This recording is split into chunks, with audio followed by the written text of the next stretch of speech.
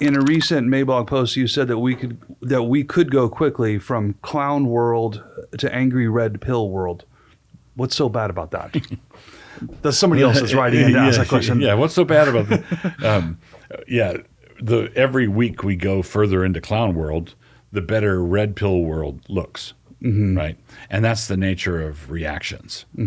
But this is the problem. When let's say there's I believe that there is absolutely no way that we can continue on with the absurdities that are going on without some sort of recoil, without some sort of blowback, without some sort of reaction. And when that reaction happens, the thing I'm concerned about is that it will not be run by godly people. Okay? Which means that when the reaction happens, one of the things we have to be ready for is for that reaction to be an overreaction. Okay?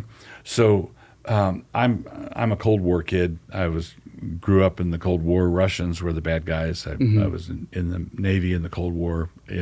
So I've got this communism is bad. Okay, I'm an anti-communist to the back teeth.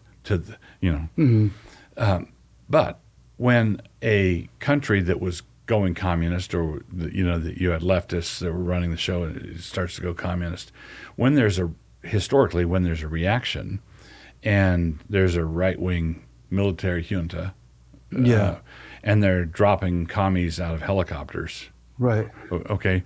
At some point, the Christian who was saying, "What are we going to do about the communists? What are you going to do about the communists?" And then there's this coup d'état, and they're doing ungodly things to the communists.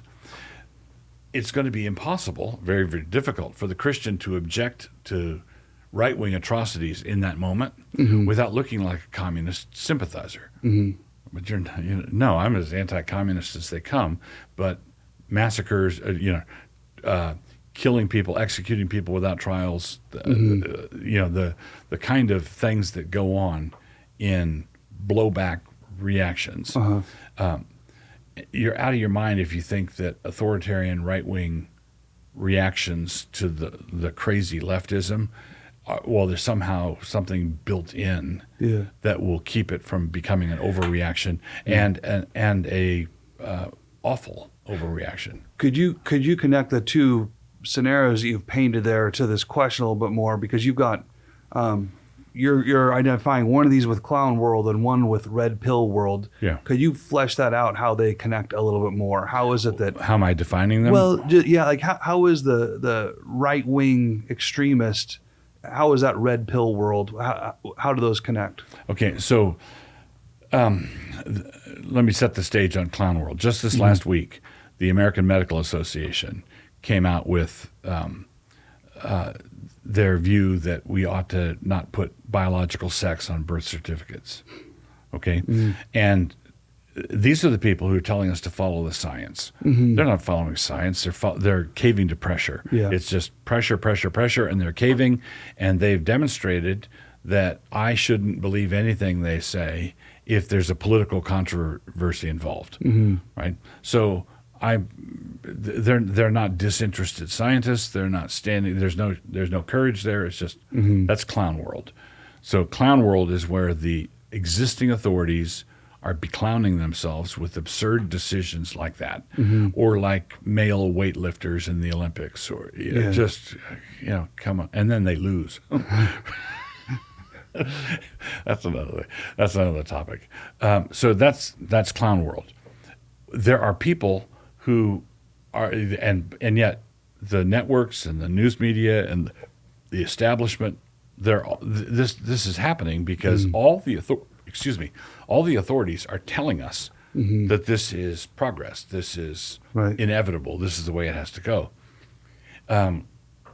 There are a lot of folks. There are people who have been principled conservatives for years, and they would call themselves right wing or conservatives, and they've read Hayek, and they've read Russell Kirk, and they've read Milton Friedman, and they've read Edmund Burke. And these people have thought that all of that was crazy all along.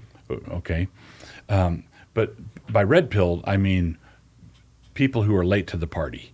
Okay, they're just they're just normal people, ordinary people who are they are the angry mom at the school board meeting, Okay. yelling at them for teaching critical race theory. Okay, she's the angry. That's a red-pilled mom, because I'm looking at that saying, why are you not aware of what they've been teaching them for the last 100 years? Why weren't you upset about what they taught you when you went to that same school? So like an unprincipled, uneducated conservatism that's just reactionary. That's just reaction. But they've gotten to the point where this absurdity has gotten to such absurd levels is that they see it, and the first instant they see it, it angers them. They're just angry. This is crazy. This is awful. And it could be boys and girls sports. It could be CRT. It could be they don't like the vice president. It could be. They could be set off by a number of things. And we say that so and so has been red-pilled.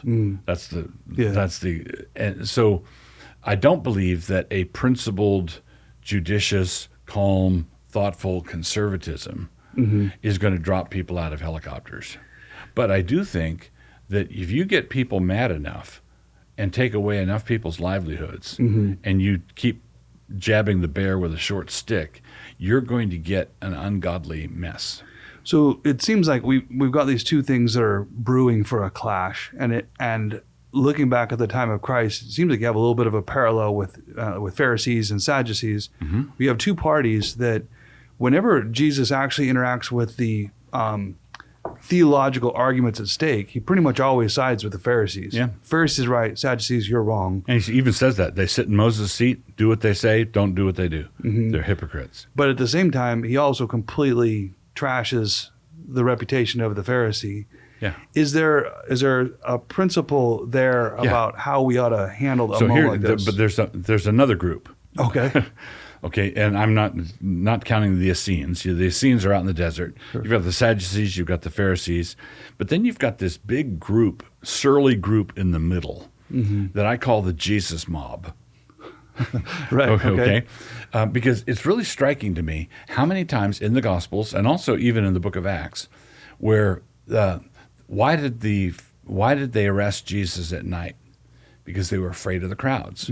Why they were afraid of an uproar? They were afraid of a riot. In Acts, when they go and arrest some of the apostles, they take them in very gingerly because they were afraid of being stoned. So the crowd is surly enough to kill. Okay, now these are clearly people who didn't get the Sermon on the Mount memo. Okay. Right? Yeah. But they had been baptized by John. Right? When all of Judea goes out to be baptized by John, there are people whose allegiance was with John and with Jesus. They thought the world of Jesus, but they were regular folks who weren't Bible students. Right? And it would take the apostles 300 years to teach and disciple and instruct them to the point where some of these things are internalized in the populace, right? But they didn't have it in the first century. Now, Jesus didn't apologize for the Jesus mobs. So when Jesus goes into the temple and starts flipping tables, and that was inflammatory, and it was inflammatory in a city, Jerusalem, that was already a powder keg. Right. And there's tens of thousands of people in the city that didn't get the Sermon on the Mount memo, right? So when, let's say something happens in our setting, the January 6th Capitol, Capitol Hill incursion, whatever, lots of confusion, but it was disorderly, not smart. Okay, I think every principled conservative would say that was not a good idea. Okay, right. I'm not defending it, but the but is important. We had 6 months prior to that of cities burning down, federal buildings under assault, and the media calling them mostly peaceful. This is mostly peaceful, and then you have this January 6th mess, which is what it was, that is being treated as the greatest threat since the war between the states. That's the kind of thing that sets red pill people off. Right, the vast discrepancy, et cetera. And let's say people storm the Capitol, they go nuts. I think responsible Christians, responsible conservatives have to say, no, that's not good. Right. So let's say the people who went to arrest Peter and John, I forget who it was in the early part of Acts. Let's say they had killed a guard. Okay. Right. And then they come to the disciples and demanding an apology. Right. Well, you can say, well, we didn't tell them to do that. We disapprove of that. We're not in favor of that. But we didn't do that. Right. So I think Christians need to be in an identified, clear position. We are Christians first. And we have certain sympathies with the red pill world.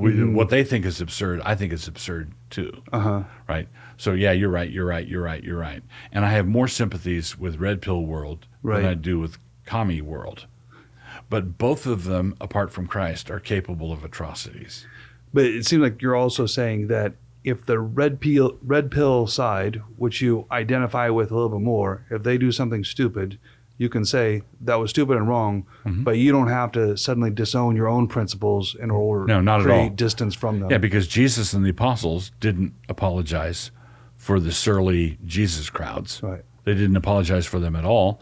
And I don't think we should apologize for the Proud Boys or Oath Keepers or the different groups out there that are not representative of Reformed evangelical Christianity. Yeah. I can say, yeah, you're right about that, you're right about that, and right about that, and wrong about this. I can make those distinctions. But I've got to be prepared to make them. So that I think what I want is for Christians to not get red-pilled themselves. Got it. Right. So so that we maintain our identity as Christians first, and we can be involved in this mess. We should be involved in this mess without giving our allegiance to the wrong parties. Complete allegiance.